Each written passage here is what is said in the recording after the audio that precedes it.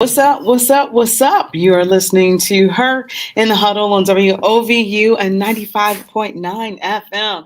This is your girl, Rachel Hill, the First Lady of Sports. So happy to have you here today on this crazy Monday right now. A lot's going on with the weather. It's raining, but it's not.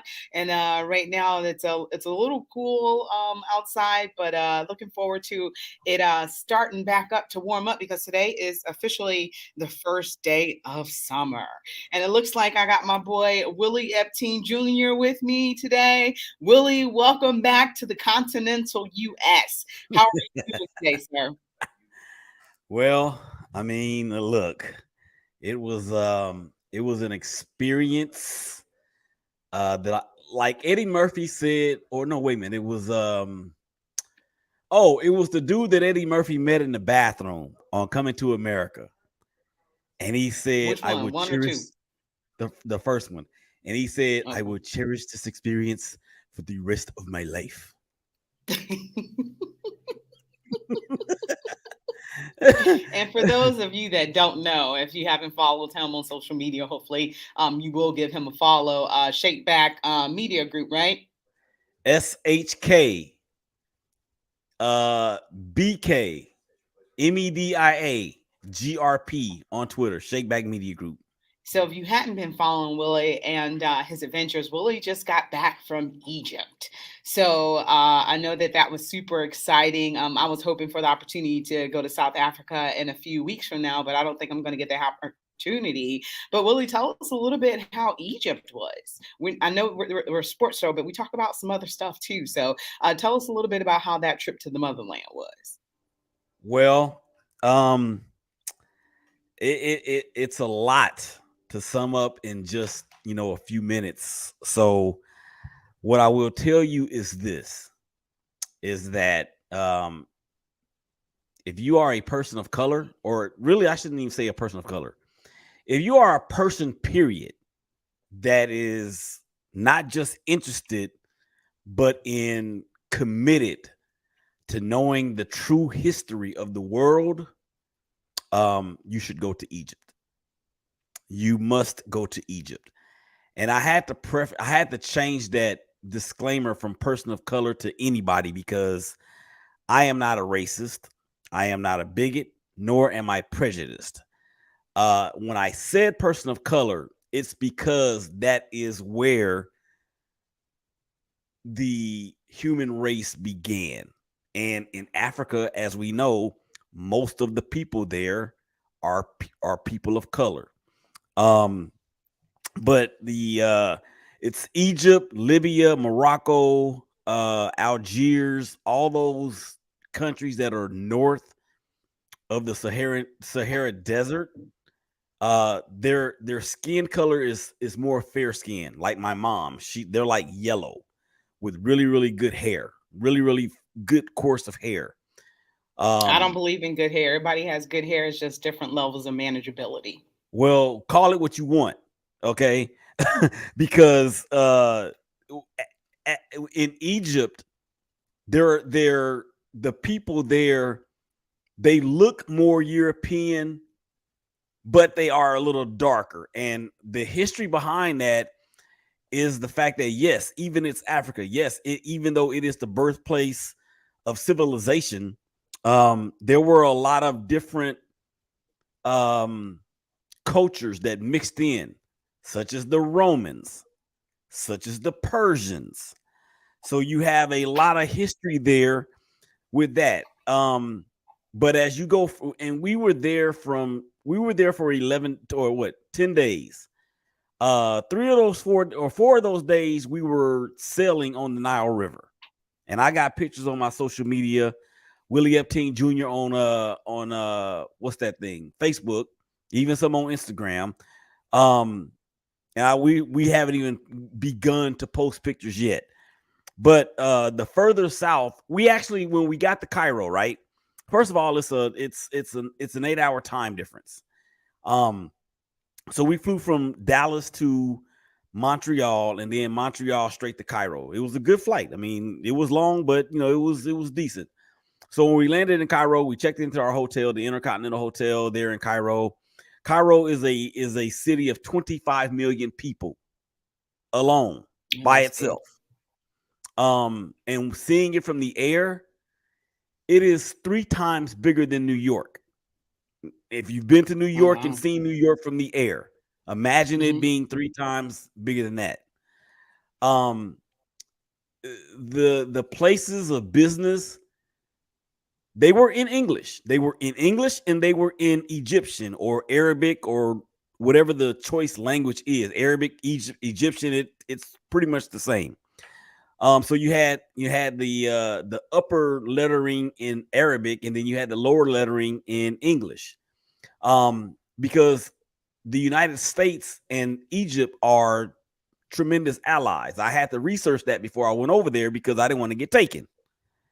That's They not would to have say given you that back. no, they wouldn't have given. Well, they would see. This is where I'm going with this. They wouldn't have taken us for a different reason.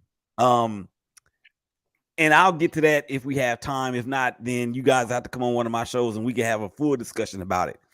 Um, but we got there, and we actually had to get on another plane. We flew from Cairo to Aswan to go, to the Nile cruise launching point. So we sailed on the Nile cruise for 3 days or 4 nights, 3 days and 3 nights, I think it was. And we went to the Valley of the Kings and all of the different tombs, and got the stories behind everything. We went to the pyramids. Actually, we did the pyramids on the first day because the pyramids are right there in Giza, which is across the Nile River from Cairo, but it's right there and it's on the edge of the desert. The pyramids were dope. They were tall, they were big, and you when you see it, you have to be like, yo, how in the world did they do this with no equipment, with no nothing? It's just rocks or blocks on blocks on blocks on blocks on blocks, and perfectly symmetrically put up there, right? Um, Hmm. so we saw that. We saw the Sphinx. We rode the camels. And I'm telling you right now, riding a camel, I do not ever have to do that again. Have you ever rode a horse before? I have never ridden a horse, and I do not plan to ever ride a horse. Okay. But I do not ever have to ride a camel ever again. Number one, they stink. Mm. Number two, the part where you sit between the two humps, Hmm. yeah, it is not very cushiony at all. Mm. And where we were, we were right outside the pyramid, so we were walking. I mean, the camel was walking on sand and rocks, and it's a camel, so it's not a horse. So it's a little bit higher off the ground than a horse is. And Hmm. I just let me say that camels need seatbelts because I needed a seatbelt to strap myself in. Mm. But we did that on the first day, and then the 4 days, 4 or 5 days after that is when we were just cruising up and down the Nile River, and went to all of the different tombs, the pharaohs, all of the different temples. It was crazy. But here's the part that I really want people to understand. And this is not a black or white thing. This is a historical thing. Um, there that okay, let me put it this way. There's other things that we saw from a Christian standpoint. All right. We saw where the Holy Family, Jesus, Joseph, and Mary, when they fled Israel, when Herod had put the order out to kill every baby 2 years or younger, to kill, and then Jesus, and Joseph got the message in the dream, and um they went down to Egypt. So we actually saw where they lived at. I mean, we actually were in the building where they lived, and it was a surreal and emotional moment. There was a moment of like, yo, I can't believe I'm here. We saw where Moses was actually born. Moses parted the Red Sea, which is not far from Cairo, by the way. But here's what I need people to understand, and it's like I said, it's not a black or white thing. This is a human thing. Um, there is nothing wrong with being woke. And we hear the rhetoric out there. All right. We hear the rhetoric out there from certain politicians about being woke and where woke goes to die and all that stuff. Well, I can't remember if it was The Game, if it was Nas, or whether it was Drake or whoever, Lil Wayne. Somebody said sleep is the cousin of death. So my eyes are wide open. So being woke is a good thing. And I think for us out here that really want to see equality amongst all. I'm not talking about people who say they want equality, but then they show you everything that they tell you everything that you want to hear, but they show you everything that is not. I'm talking about people out here who want true equal opportunities and equal rights. It's not the fear of being woke. It is the results that come with being woke. Because the history that we have been taught, it's only scratched the surface as to what I know and what I found out over there just for a few days. This was a life-changing trip. My wife, Patrice, and I both said, we are home now, but there is no reason why we should ever be the same again. From a spiritual standpoint, from a cultural standpoint, and from a knowledge standpoint, we will never be the same again. Because there was a lot of theft. There was a lot of whitewashing. There was a lot of brainwashing. There was a lot of erasing of entire cultures, Rachel, and Cleveland, and Northeast Ohio, Cuyahoga County, Ohio as a whole, the United States of America, everybody. Entire cultures were erased. And we saw the proof of it. We saw the proof of it because it was people that looked like you and me that were kings and queens and royalty and had treasure and were smart and were builders and architects and engineers. They were all those things.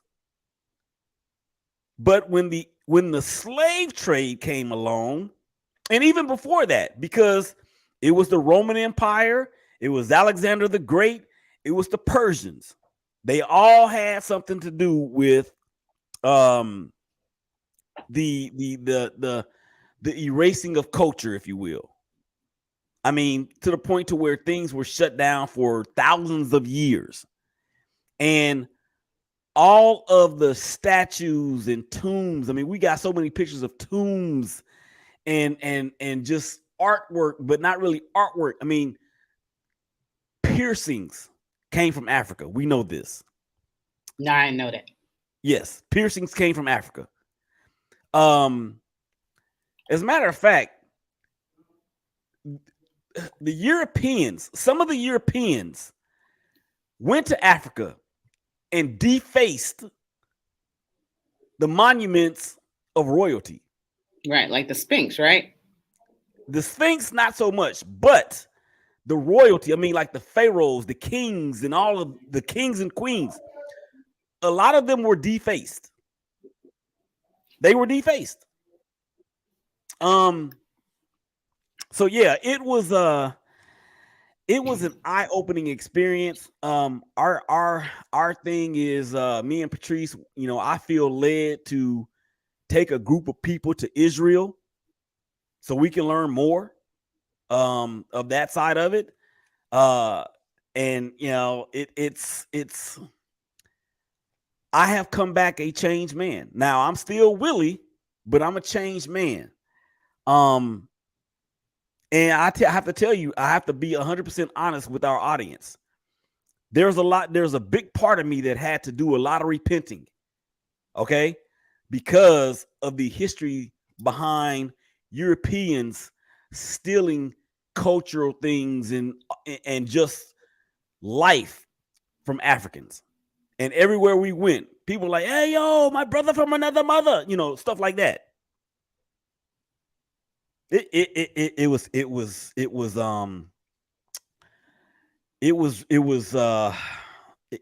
very emotional at a lot of times. And our generation, I mean, our kids, and even us when we were kids, we have it so easy. We have it so easy.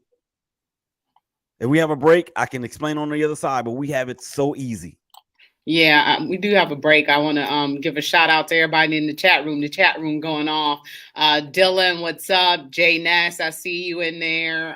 Looks like Lee Ann as well is in there. Mike wants to know where Brandy is. That's on Tuesdays, unscripted. I see you in there. Yeah, it looks like Lee Ann is in there. So it looks like they're having an emoji war as well. Also, they did comment that was Dream. Those were Game's lyrics from Dream by the Game.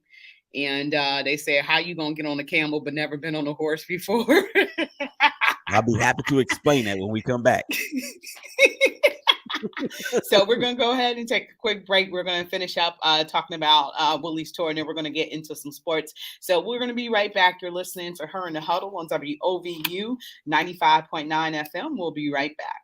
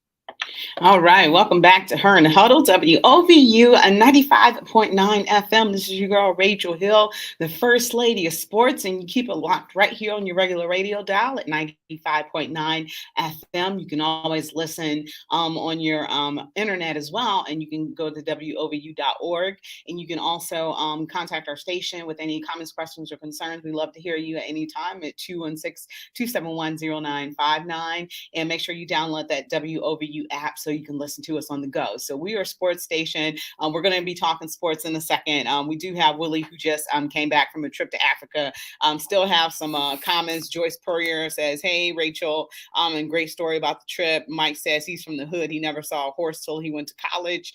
Trayvon says, "It's crazy. I saw them during deployments. They walk with their whole side as opposed to alternating." So we have Willie back. We're going to spend just a few more minutes on his African trip. Then we're going to go ahead and get into some sports talk, because our Cleveland Guardians did take on his Oakland A's for a sweep. And Willie, you were talking about a little bit. You said you wanted to come back from this segment and finish up talking about your trip.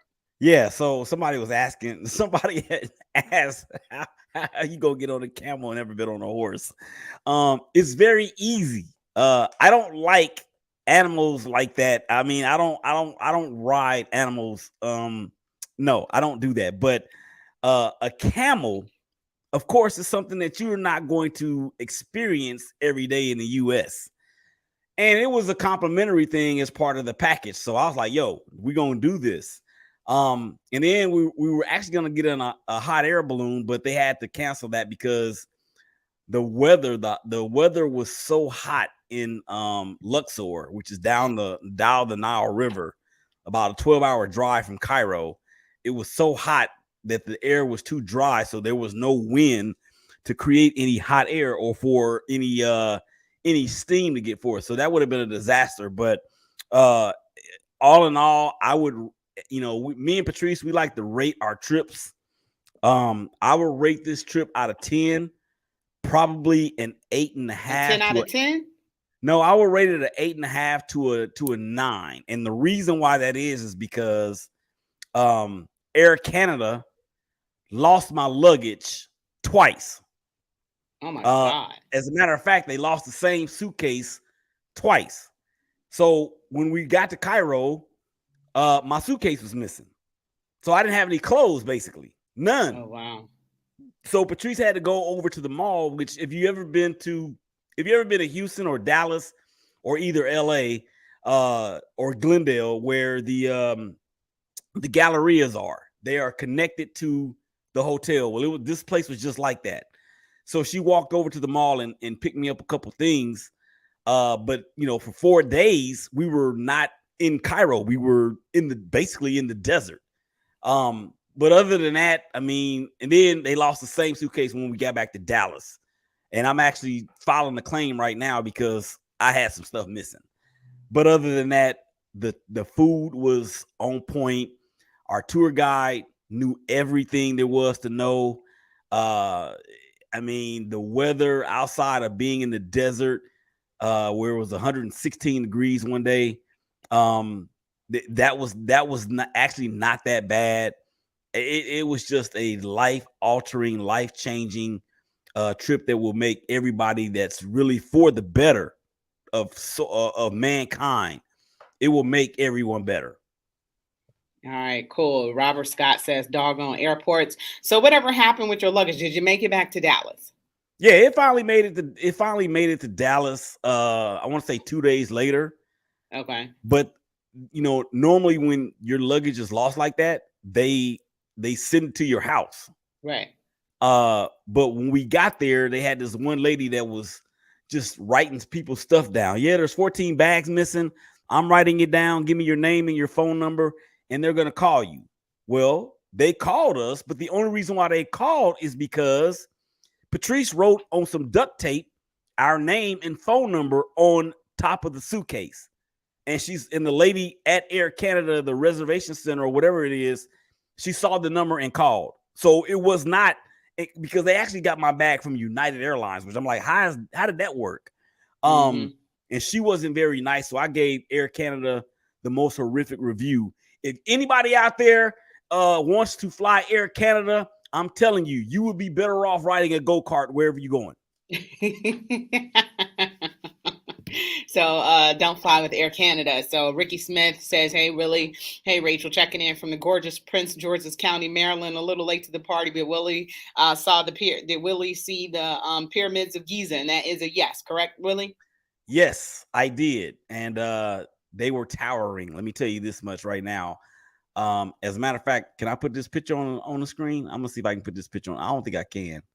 No, I can't Yeah. because I'm not But anyway, uh, Ricky, go to my Instagram or my Twitter at SHKBK or SHKBKMEDIA group GRP on Twitter, and then on Instagram is at Shakeback Media Group, all spelled out. It's there. We got more pictures that we got to upload too, because we took like, I don't know, maybe 6, 7, 800 pictures. Oh gosh, that's a lot of pictures. Mm-hmm. Yep. Whoa. Woo. Well, thank you, Willie, for talking about that. If anybody cares, I went to something called Solstice at the Art Museum this past weekend. So We care. We care. well, it definitely wasn't a trip to Africa, but it's a pretty big event in Cleveland. It's obviously to raise money for the Art Museum and the arts. And one of the things that we know is being taken out of schools is art programs, which is important, journalism programs, things like that. So believe in supporting the arts, and this is a big party down at the Art Museum. Thousands of people come, and it's a huge event for them. So it's called the solstice, which coincides with the summer solstice, which is the longest day of the year, and that's where we are right now. So welcome officially to summer, while it's been storming all day. So let's go ahead and get into it, Willie. So your Oakland A's, the Cleveland Guardians, right now went 4-6 over the past week. They had 2 homestands in which they took on the Oakland A's and the Milwaukee Brewers, and they were able to sweep the Oakland A's. So I kind of feel sorry for the Oakland A's at this point. One of the worst teams in all of baseball. They're going to be losing their team. They're going to be moving to Las Vegas, and they have all that other stuff going on with them. And then, top it off. But, Cleveland has some come from behind victories against Oakland, where they let Oakland get out to some leads, and then they were able to come back. So, Willie, man, what's up with your team, dude? What's going on with them? Well, I know this is hard for you. Rachel giveth and then Rachel taketh away. She gives the opportunity for me to speak, and I'm all happy, and then she set me up for the takedown to talk about these Oakland A's. What can I say about the Oakland A's other than the fact that this is going to tell you how bad this team is? Now, mind you, I have been out of the country for almost 2 weeks, and I get back, and one of the first things I see is the Oakland A's, after 80 games, have a run differential of minus 200. Oh, my God. I didn't even know that was possible. So what that means, ladies and gentlemen, is that the Oakland A's are losing their games by an average of 8 point something per outing. No, I'm sorry. 80 games. Oh, let's see how many losses. Or after 80 games, so I don't know how many losses it is. I think we're like 12 and 66 or something crazy like that. It is an unfathomable stat, and that number is the worst number in baseball, and has been since the year 1900. That's a long time ago. That's 123 years ago for everybody out there that's counting. Mm-hmm. Yeah. But you know what, though? I will give the A's this much. They play hard. Jinx. They play hard. And they compete. They go out there and compete every game. Yeah. They play hard. I don't know about competing, but they play hard. It's kind of terrible. And then I look around the landscape of Major League Baseball, and I look at what's going on in Atlanta with the Braves, as they have the potential National League MVP, not named Ronald Acuna Jr., in Matt Olson, their first baseman. Oh, by the way, who signed with the Braves from where? The Oakland A's. Then I look around the landscape some more, and I see Matt Chapman, who is a stellar third baseman defensively. He's had some issues this year with his bat, but he was an MVP candidate or in the MVP conversation not that long ago. And he's in Toronto. Guess where he signed from? The Oakland A's. So you think that MLBBro.com. the A's were taken a little bit? Are they tanking? No, you Well, don't. I mean, You can't tank when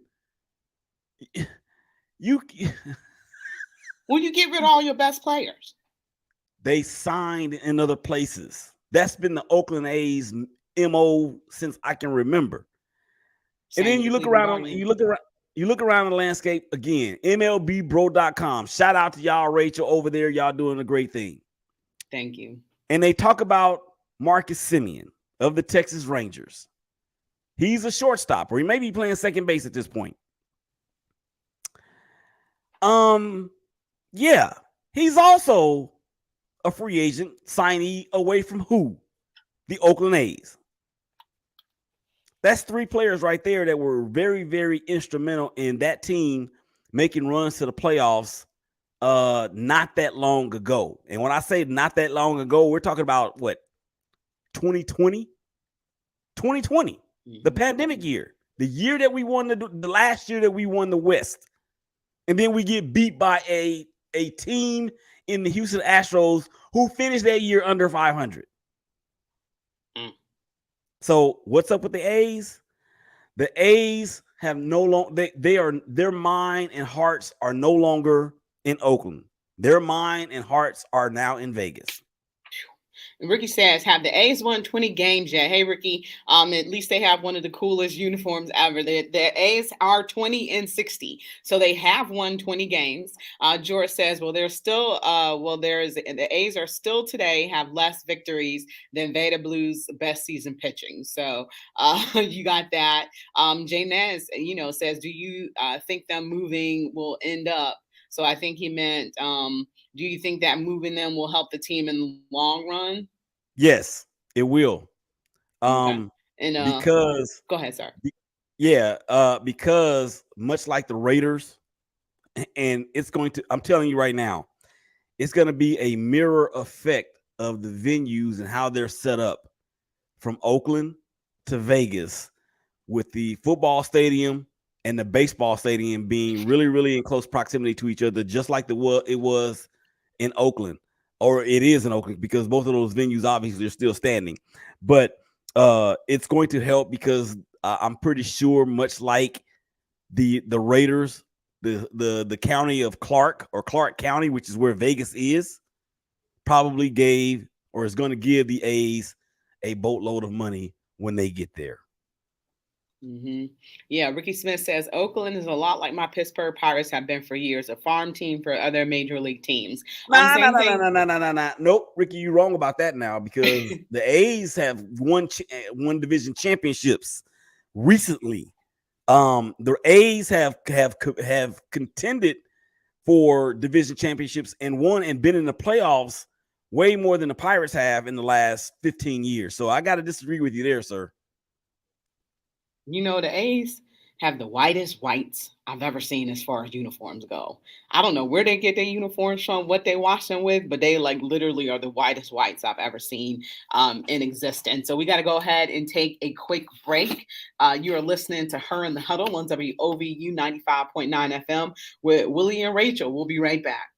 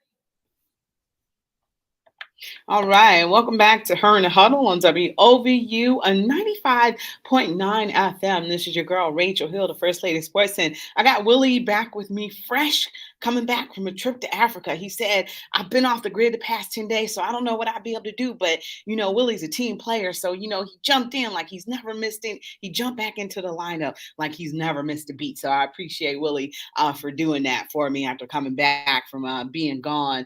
And Dylan, we see those muscles, so showing that Willie is the man for being able to do that and jumping in with me. So appreciate that, Dylan. Appreciate your shout out to Willie as well, and everybody that's in the comment boards. I'm happy to see everybody today. But one of the things we want to talk about really quickly regarding the Guardians is All Star, and Jose Ramirez stock is rising. So Willie, I wanted to get your opinion.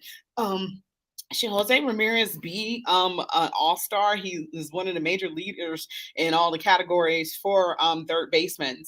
Do you think that, I don't know if he'll necessarily be able to start, but one of the things statistically he's leading in some major categories. Do you think he should be elected a starter?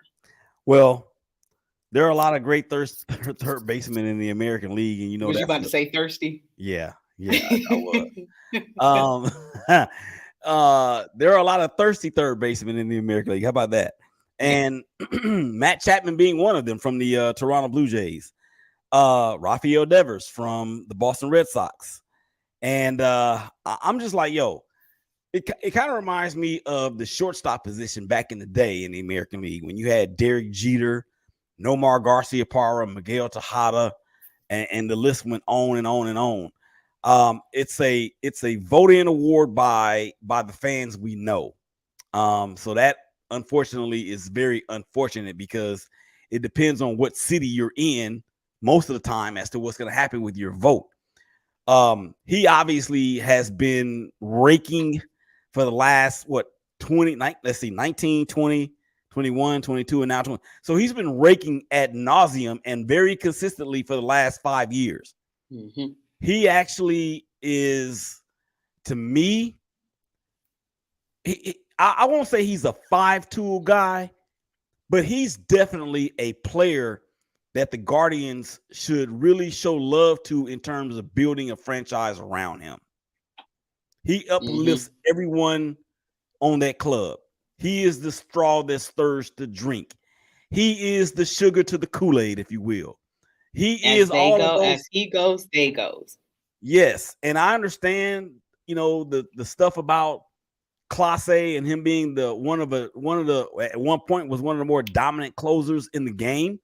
I understand that the rotation on paper for more than a few years was considered to be the best in the American League, if not one of the best in the entire majors. But without that dude, J-Ram, the Cleveland Guardians, they probably would be closer to the A's than you probably want them to. It would be a little uncomfortable. But they have other players such as Naylor. Naylor is a great dude. And I'm actually a big fan of Josh Naylor. When that dude, man, was carrying the baby around, that was going to be my next comment to you. Was going to be, should Josh Naylor be an all-star?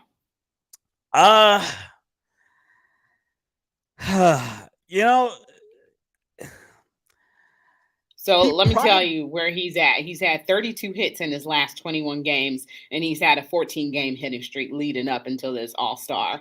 Leading up until All Star. So he's hitting very consistently, and he is one of the people for the Cleveland Guardians. If it wasn't for Josh Naylor and Jose Ramirez, they wouldn't be in contention for the American League Central right now. So I think he should be given some consideration. I wouldn't say he's the best first baseman out there, not at all. But, as DH and stuff like that, because you also got Josh Bell playing first base as a DL and things of that nature, I believe Josh Naylor should get an All-Star nod. And Ricky Smith, we got a comment from Ricky saying he loved the support that Josh Naylor showed his brother Bo when he got his first major league hit this weekend. I'm Googling that now because I missed that. Go ahead. so yeah, when you put it that way, because like I said, I've been off the grid for I don't know how long. But Josh Naylor I'm a fan of his. I mean, he actually is becoming my second favorite player in all of the majors. Because he just has fun and he's deserved it of everything that he's doing based on the injury that we saw him sustain, which quite possibly could have ended his career. It was nasty. So I'm like, yo, let that dude be an all-star. And he deserves it. I didn't know he had a 14 game hitting streak. I didn't know he had that many hits in the last several games. I mean, June is the month where a lot of players heat up, such as the Kyle Schwarbers of the world. I mean, he is heated up. Yeah, put them both in there. J Ram and Naylor both should be all-stars. Yeah, I just watched the celebration, and obviously, Josh was Bo's biggest cheerleader because it was bad. He was like over 10 plus. It might have been like over 15. It was bad, but you figure that eventually he was going to hit. Eventually, he wasn't going to go because they got rid of Mike Zunino because Mike Zunino was not getting the job done at catcher. Mike Zunino was doing a horrible job. He couldn't throw anybody out. He couldn't hit. He had a batting average of like almost 150. So he had the $6 million guarantee contract. So they got rid of him, and they are right now banking on the youth. So Bo Naylor is it. I know that they had Cam Gallagher in as well, playing backup catcher, but Bo Naylor is it. So you're going to have to go with the growing pains that having a first year. Bo got called up last year too. So so he's had opportunity to come up to the big leagues, but now he's your catcher. So, you're going to bring him along slowly, just as, good as you can with anybody else. So, that's where we're at right there. But I agree with where you're at with Josh Naylor as well. And I'm hoping that, he gets an all-star nod too. Well, I think that would be awesome for him. They can take a page out of their fellow Ohioan team to the Southwest. With the Cincinnati Reds and what they're doing with everybody that they have on their squad, all those kids they have on their squad. And I tweeted this the other day when I got back. I was like, yo, what in the wide world of Pete Rose is going on with the Cincinnati Reds? I go on vacation. They didn't won 6,000 games in a row. Are you serious? Yeah. Now they were leading the National League Central. Really? But yeah, and I think they're for real because those kids, the young kid that they brought up, De La Cruz, I think his name is. Mm-hmm. That dude, man. If you are a Reds fan, or even if you are thinking about becoming a Reds fan, jump on the bandwagon now. Mm-hmm. They are. So quick update about Tristan. So I don't know if you were aware of this, but Tristan was supposed to make another start, but he wasn't able to because he has a UCL injury, which is that ulnar collateral ligament. So possibly he could be looking at Tommy John surgery. So he's going to get a second opinion. So obviously there's hope that he does not need that because that would be the end of the season. So he's only pitched twice. He opened up against Minnesota, and then the Houston Astros took him for a run. And then, after that, that's when the news broke about that he was having this soreness in his elbow. So that's one of the things that we hope will not take place. And hopefully this is something that can heal up on its own. And as I was saying, he's going to go ahead and get that second opinion. And then Oscar Gonzalez is showing some hitting power down in AAA. So recently he went 5 for 5. So they're looking for some positive signs from Oscar Gonzalez to see, if that's a player that they can pull back up and, have him return back to his I don't want to say freshman, but pre-rookie form. So that's some positive signs down there in AAA for Oscar Gonzalez. So we're going to go ahead and take a quick break. And when we come back, we're going to talk some NBA. So, still got football going on. Nothing's really going on until training camp, until the Cleveland Browns open up training camp in West Virginia. But there was just the NBA draft. So we're going to talk a little bit about Imani Bates, who the Cleveland Cavaliers picked up. So we're going to be right back. You're listening to Her in the Huddle on WOVU 95.9 FM. We'll be right back.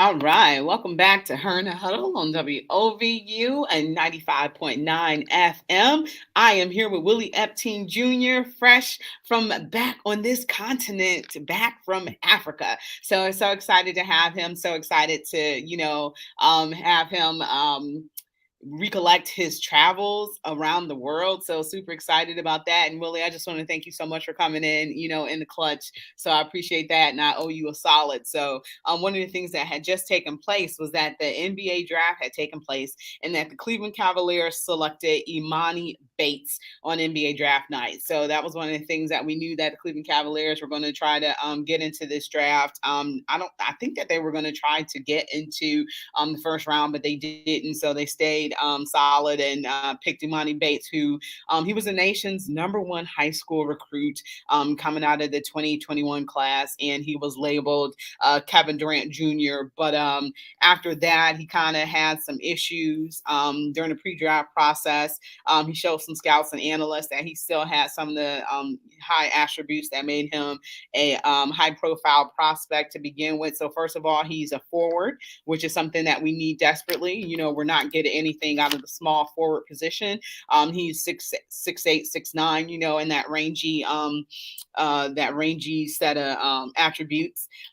So he has a credible barrage of dribble moves and the ability to find the bottom of the net from anywhere on the floor. So he has a shooting touch that's pure, and the Cavs need as much as they can get there, because basically they're not getting anything from Isaac Curl. They need somebody who can, get off their own shot off the dribble and things of that like that. Also, he's a wing player. That's something that they need desperately. And he has a size and length that, is highly coveted when you have wing players and somebody that can space the floor. What are your thoughts about Imani Bates' fall to the Cleveland Cavaliers being such a highly touted pick? Well, I don't know really much about the kid. Just did some background on him before I came on the show, and a lot of people are thinking that he's in the body type or the player type of one Brandon Ingram for the New Orleans Pelicans. Brandon Ingram was an All-American at the University of Duke. He was drafted by the Los Angeles Lakers and then ultimately traded from the Lakers to the Pelicans in that deal that brought Anthony Davis over to the Lakers. But if he is anything close to what Brandon Ingram has become, not necessarily what he was, then this would be a win for the Cavaliers. Now, of course, you would hope that he actually is able to increase some things that he's been able to do early on in his college career. Did you know, Rachel, that he is the only sophomore ever in high school to win the Gatorade Player of the Year? I didn't No, know I didn't that. know that. He's 6'9", so he's lengthy. Little concerns about his weight. I mean, but they said the same thing about Kevin Durant, and 17 years later, look what he's doing. I'm not saying by any means that this dude is Kevin Durant, but if you can get the way that Brandon Ingram has improved his game over the years. I mean, he was the most improved player, not that long ago, I want to say 2 or 3 years ago, after he got out from underneath LeBron. So if they can get just enough of that, or what his potential is and his comparison to Brandon Ingram, then they would have their guy. And Isaac Okoro, who really didn't show me anything against the Knicks in that series, he could be he could be like Sidra on Love and Basketball. Never let a freshman take your spot.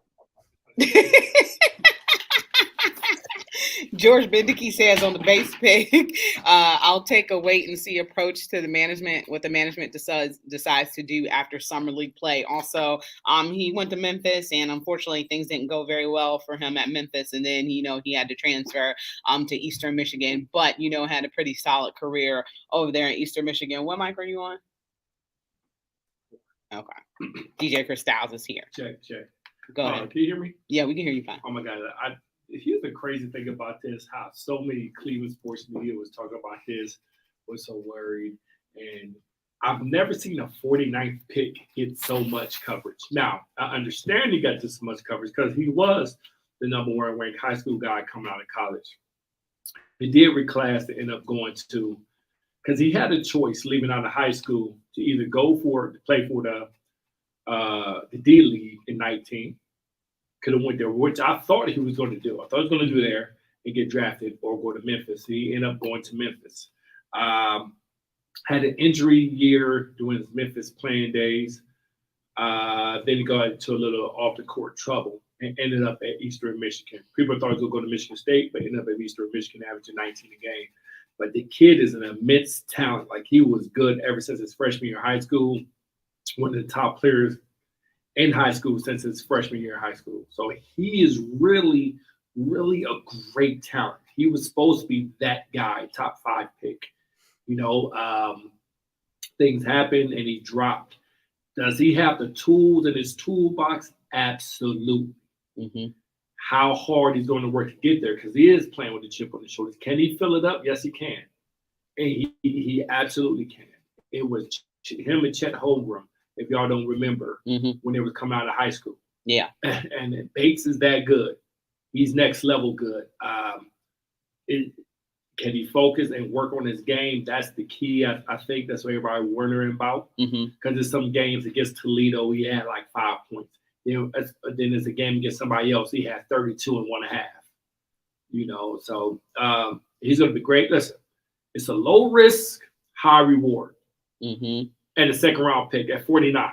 Yeah. Right. When he obviously should have went higher. And, also he's been humbled as well, having to go to Eastern Michigan. But, that humble. You play D1, doesn't matter where you come. I mean. Right. But you know what I'm saying. 5 players right now that's top guys in the league that's been going to mid-major school. So that doesn't mean anything. But you know what I'm saying, though. When I'm getting at players that came out as trash. I think the difference, though, is that when you're such a highly touted recruit coming out of high school, or even while you're still in high school, like I said, he won the Gatorade Player of the Year as a sophomore. That has never happened. So when you have that type of cachet and clout coming out, it is a little bit more humbling to me for a prospect in that position rather than somebody like Tyler Hero or Duncan Robinson or even Damian Lillard to a degree, because they didn't have that type of clout or hype behind them. Right. He went to Memphis though. He got in trouble. That's why he went to another school that's able to take him. He went back home. Could he made a lateral movement to another school? Probably. But I think he just felt comfortable going back home. But he was at Memphis. He was there. Mhm. He turned down everybody and went to Memphis to Penn Hardaway. So he was. So being him going to Eastern Michigan I don't think was a humbling experience. I think he just got in that trouble. Right. And he just went lateral. But I'm pretty sure a lot of the schools after, I think he just went home. So how excited, Chris, are you about this pick, though, when it comes down to this at the end of the day? Oh, I think it's a steal if it works out. Yeah. And if it doesn't, get cut. I mean, listen, didn't R.J. Hampton just got cut? You guys remember R.J. Hampton? Mhm. He one of the top high school guys in 2020. Yeah. He got cut already. So, like, it happens. Mm-hmm. I believe in him, though, and I think, him having a new opportunity and also, getting drafted, that low in the draft. I mean, anybody who's getting drafted in NBA is, one of the best players of the world. But I think, it's the opportunity for him to have a fresh start, have a team that believes in him, and have a team that has a need for a player like him and have a player at his skill set. I think that this is a win-win situation for everybody involved. And I believe in this young kid, especially being as highly touted as he was. I think he has a lot to prove to people, and I think he's more than willing to prove it. I think the Cavs go get R.J. Hampton too. He just got released. Let me ask y'all this though. I don't get more talent. Let me ask y'all this about this kid. Who on the Cavs right now is going to step up and be a leader and take him under his wing and show him how to be a professional? I don't know. I don't know. Maybe his replacement, Isaac Okoro. I don't get it. I don't get into that. Somebody take him under the wing because it's not really those type of guys in the league. Them guys is about to phase out. They're getting older. They out of here. Nah, I mean, but every team still has to have that component on their roster. Otherwise, you have a bunch of organized chaos. I can see Darius doing that. I can see Darius doing that. I mean, this is Donovan Mitchell's team, but I could see Darius being that guy, that team guy, that glue guy, even though that's what Donovan is. Donovan Mitchell. It would have to be Donovan. I think so too. I think it'd be one of the guards, though. And this dude can play 3 positions on the court, maybe 4. Mm-hmm. Maybe 4. Listen, if he locks in, and he's locked in before, so I'm not to say like he got in a gun trouble that wasn't even his gun, so it was just in the car. So it wasn't his. He didn't get in trouble. Things got expunged. He's cool. Other than that, you never heard anything about anything with him or his background. So I think he's a hooper. He should be fine. I don't like to judge people because of something that happened. Like, trust me, I did some bad things in my life. And DJ Cristales, what? I just think it's the steal. It's a steal if it works out. And I hope it does, because these are the kinds of stories that you want to hear and see. He's a scorer. He's definitely a scorer. He can fill it up quick. Ypsilanti, Michigan, Eastern Michigan, the Eagles, the same school that my cousin graduated from, and the great Max Crosby, defensive end for the Las Vegas Raiders, went there too. Yes. Yeah, I mean, he came into the MAC, and when we talk about this, we talk about, especially when it comes to the Final Four, those teams in which you have those seniors and juniors and stuff who beat these one and done teams. Would you say that, after leaving Memphis, he probably learned how to play basketball even more or better by attending Eastern Michigan?